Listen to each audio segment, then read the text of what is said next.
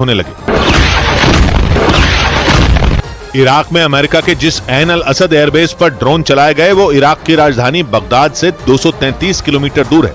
ये एयरबेस इतना अहम है कि ईरान भी उस पर हमले कर चुका है और वो आतंकी संगठन ISIS के भी निशाने पर रहा है। लेकिन अकेला ऐन अल असद एयरबेस ही टारगेट नहीं बना, बल्कि उस पर हमले से कुछ घंटे पहले बगदाद इंटरनेशनल एयरपोर्ट के पास भी अमेरिकी फौज के एक मिलिट्री बेस पर रॉकेट फटे थे और 2 दिन पहले भी इराक में अमेरिकी सेना पर ड्रोन अटैक हुए थे, जिनकी बाकायदा धमकी तक दी गई थी। गाजा पर हमलों की वजह से इराक के सबसे बड़े धर्मगुरु ने पूरी दुनिया से इजराइल के खिलाफ लामबंद होने की अपील की थी।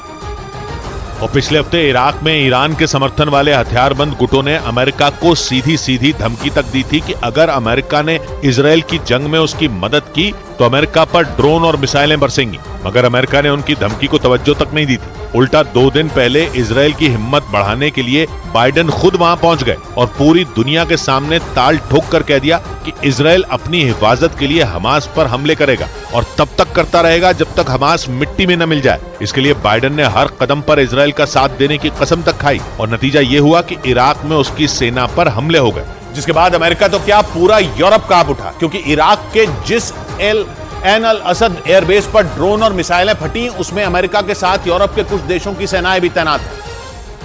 यानी एक हमले से अमेरिका के साथ यूरोप तक को धमकी दे दी गई कि वो इजराइल का साथ छोड़ दे। इसलिए यूरोपियन कमीशन ने भी अमेरिका को चेताया कि इजराइल और हमास की जंग की आंच दूर तक जाने का खतरा वाकई असली है। इसलिए इजराइल और उसके पड़ोसियों के बीच बातचीत जारी रहनी चाहिए। मतलब यूरोप को भी डर लग रहा है कि कहीं इजराइल का युद्ध उसके आसपास मौजूद मुस्लिम देशों तक न फैल जाए, क्योंकि यूक्रेन की जंग की वजह से पहले ही यूरोप अपने हाथ जलाए बैठा है और उसके कंधों में एक और जंग का बोझ उठाने की हिम्मत नहीं है।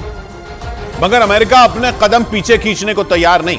हालांकि वो हाई अलर्ट पर जरूर है और उसने दुनिया के हर कोने में मौजूद अपने नागरिकों को सतर्क रहने की चेतावनी भी जारी कर दी, क्योंकि उसकी सेना पर सिर्फ इराक में ही धावा नहीं बोला गया, बल्कि इजराइल और पड़ोसी सीरिया में भी अमेरिकी फौज पर हवाई हमला किया गया, जो कि दक्षिण पूर्वी सीरिया में अल तन्फ मिलिट्री बेस पर तैनात थी। अल तन्फ बेस पर 2 ड्रोन गिराए गए। ये वो अड्डा है जहां अमेरिका की सेना और सीरिया की सरकार के विरोधी लड़ाके ऑपरेट करते हैं। इसलिए इन हमलों के पीछे भी ईरान के समर्थन वाले लड़ाकों का हाथ होने का शक जताया जा रहा है, क्योंकि ईरान सीरिया की सरकार के साथ खड़ा है और उसके साथ मिलकर वहां के विद्रोहियों से लड़ रहा है। मगर अमेरिका सीरिया की सरकार के एकदम खिलाफ है, बल्कि अमेरिका तो सीरिया की सरकार को उखाड़ फेंकने की बात करता है, जिस वजह से सीरिया में अमेरिका और ईरान आमने सामने है और सीरिया ईरान का जिगरी दोस्त है। सीरिया की सीमा ईरान से लगती तक नहीं, मगर ईरान ने वहां बशर अल असद की सरकार को बचाने के लिए अपनी पूरी ताकत झोंकी हुई है। 12 साल से जारी गृह युद्ध के बावजूद सीरिया के राष्ट्रपति बशर अल असद की सरकार अगर टिकी हुई है तो वो सिर्फ ईरान की वजह से है, क्योंकि ईरान के लड़ाके वहां सीरिया की सरकार की तरफ से लड़ रहे हैं। मगर अमेरिका सीरिया में इसलिए कूद पड़ा है ताकि वहां से आतंकी संगठन ISIS का सफाया कर सके। इस काम के लिए अमेरिका के 900 सैनिक सीरिया में तैनात हैं। ईरान के पड़ोसी इराक में भी अमेरिका के 2500 सैनिक ISIS से ही लड़ने के लिए जमे हुए हैं और इराक में भी